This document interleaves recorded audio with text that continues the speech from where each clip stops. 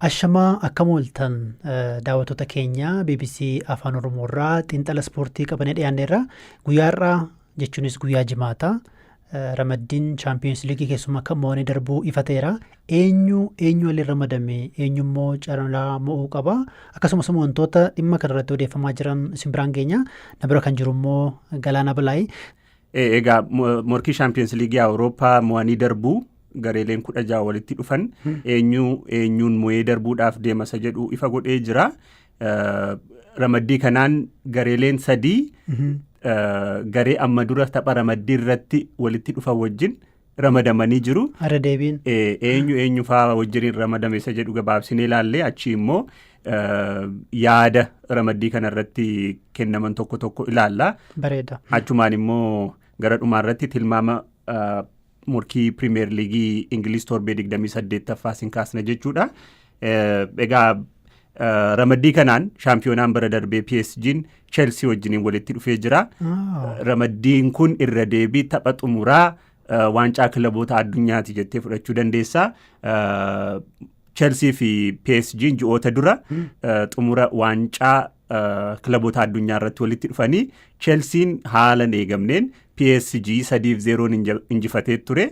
Akkuma sila jenne immoo PSG'n shaampiyoonaa Awurooppaa bara darbeeti. Luis Enriqueen waa'ee tapha kanaa gaafatamee ture. Carraa itti haaloo baatan argattanii jedhamee gaafatamee ture. Tapha adda addaati. Wanni haaloo jedhamu asittiin hojjetu. Garuu Chelsea wajjiniin irra deebinee walitti dhufuun keenya gaariidha. Garee jabaadha jedhee jira. PSG'n silaa otoo Chelsea wajjiniin ramadamne ta'ee carraan Baarseloonaa wajjiniin ramadamuu tureera. Hiree biraan isa qunnamuu danda'u Baarseloonaa ture. Akka carraa Baarseloonaan Newcastle United wajjiniin ramadame. Leenjisaan Baarseloonaa Hansi Flick PSG wajjiniin ramadamuu dhabuun isaanii carraa gaarii akka ta'etti amanamu miti jedhamanii gaafatamanii akka carraa guddaatti ilaallu jedhee jira. Newcastle's garee jabaadha waan jedhu kaasee jira. Newcastle guyyoota dura leenjisaanis taphattootnis eenyuyyuu yoo nu ga'e ofitti amanamummaa qabnaa injifachuu dandeenya yaada jedhu kaasaa turan. Taphni ramaddii ka biraan Galatasaray fi Liverpool walitti fidaa. Gareeleen lamaan kuni tapha ramaddiidhaan walitti dhufanii turanii. Liverpool gara Turk deemee Galatasarayin injifatamee ture. Amma egaa taphni jalqabaa ammas dirree Galatasarayitti ta'a. Sababni isaas Liverpool kallattiidhaan biyyoota 8 gara marsaa itti aanutti darbuu mirkaneeffatan keessaa tokko carraa tapha lammataa dirree ofitti taphachuu qaba, advaanteejii qaba. Kanaaf taphni kunis eegamaadha. Kabiraan tapha ramaddii irratti kan walitti dhufanii turan Real Madrid shaampiyoonaa yeroo 15 Awurooppaa fi Manchester City'dha. Egaa tapha ramaddii irratti City'n gara Bernabeu malee Real Madridin injifatee deebi'e. Amma Daayirektarri kubbaa miilaa Manchester City kuni akka tapha xumuraatti jedhee jira. Garee lamaaniifuu tapha jabaadha, akka tapha xumuraatti ilaalamuu danda'a. Nutis injifachuudhaaf qophiidha yaada jedhu kennee jira. Kabiraan Atalantaaf Bayer Leverkusen walitti fidaa. Akkuma sila jennee bakka bu'aan kilaboota Ingiliz kabiraan Newcastle Baarseloonaa wajjin walitti dhufaa. Atletico Madrid Tottenham waliin, Bodon Sporting waliin bara kana akka gaarii ka jiru waancawwan 4 dorgomaa ka jiru Arsenal Bayer Leverkusen waliin ramadamanii. Eenyuuf gaarii ta'a yookiin eenyuuf karaa salphaan marsaa tanuutu darbuu danda'a fakkeenyaaf? Gareen 16 mo'uudhaaf hiree qabna jedhanii yaadu. Dhugaadhanni. Arsenal Leverkusen waliin ramadamuun isaa akka hiree gaariitti akka ramaddiisa salphaatti ilaalamaa jira. Ga'umsa gareen kun agarsiisaa tureen Champions League Awurooppaa taphoota ramaddii marayyuu injifateeti ka Arsenal gara marsaa 16tti makamuu danda'e. Kanaaf Arsenaaliif haga ta'e salphaa ta'ee mul'achaa jira. Sanuu Arsenaal tapha kana yoo mo'ee jedhe kan nusa xumuraatti ka walitti dhufu injifataa Boodoo yookaan Sporting Lisbon waliini. Kanaaf carraansaa bal'aadha. Carraansaa bal'aadha. Isayyuu yoo injifatee jedhe immoo kilaboota 4 Arsenaal gara walakkaa xumuraa ga'uudhaaf isa qunnamuu danda'an Baarseloonaa yookaan Newcastle United, Atletico yookaan Tottenham Hotspur ta'a.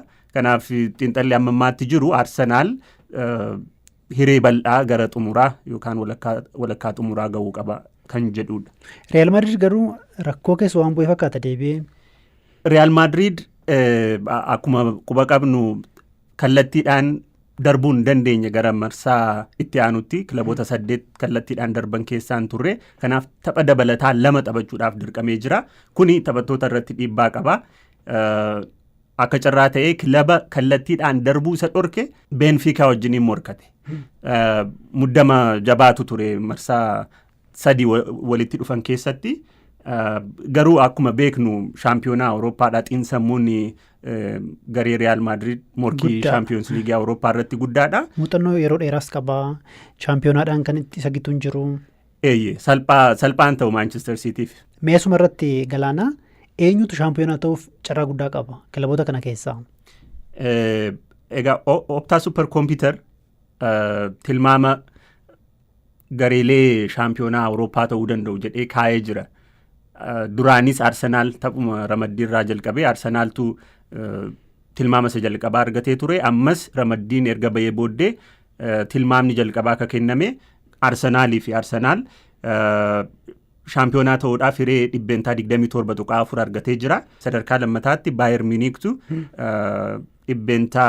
14.28 carraa qaba jedhamee kaa'ame.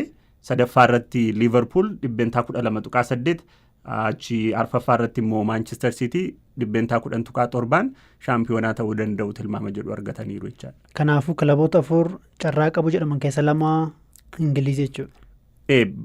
Addatti bara kana kilabootni Ingiliiz dirree dorgommii Champions League Awurooppaa irratti hirmaannaa guddaa argatanii kilaboota 6tu darbeessuun lakkoofsisaa guddaadha. Faallaa kanaan Xaaliyaan keessaa kilaba tokko Atalantaa qofatu marsaa itti aanutti darbee kun immoo kilaboota Xaaliyaaniif yaaddoo ta'ee mul'ateera. Guddaa galatoomii Galaanaa mee xumura irratti Pirimeer Liigii kaafnu tilmaamni jiru maali? Tapha kamtu cimaadha? Egaa tapha torbee 28ffaati har'aa qabee hamma wiixataatti kan gaggeeffamu. Taphni eegamaan torban kanaa darbii Londanii Arsenaal Emireetsitti Cheelsii keessummeessaa tapha guddaadha. Masaanummaa garee lamaanii qofaaf otoo hin taane yeroo itti argamnuu fi dorgommii waancaa Pirimeer Liigii injifachuuf godhamurraa akka ka'e taphni kun baay'ee eegamaadha. Arsenaal kilaboota kaanirra tapha dabalataa tokko taphatee jira. Haa ta'u malee Manchester City kan sadarkaa lammataarra jiru qabxii 5 qofa caala. Kanaaf taphni darbii London kun guyyaa dilbataa gaggeeffama. Sana dursee Manchester City kan Arsenaalitti aanee jiru Leeds Unitedin morkata gara Elland Roaditti imalee taphni kun Cityidhaafis baay'ee murteessaadha. Leeds garee jabaadha. Tapha torbanoota dura gaggeeffamee ture dirree Manchester Citytti waldhaansoo meeqaani kan Cityin 3-2 injifachuu danda'e. Kanaaf dirree isaaniitti qormaata jabaa ta'uu danda'u jedhamee tilmaamameera. Chris Sutton Cityin tapha kana ni injifata. Arsenaaliinis injifachuurraa ka dhaabu hin jiru jedha.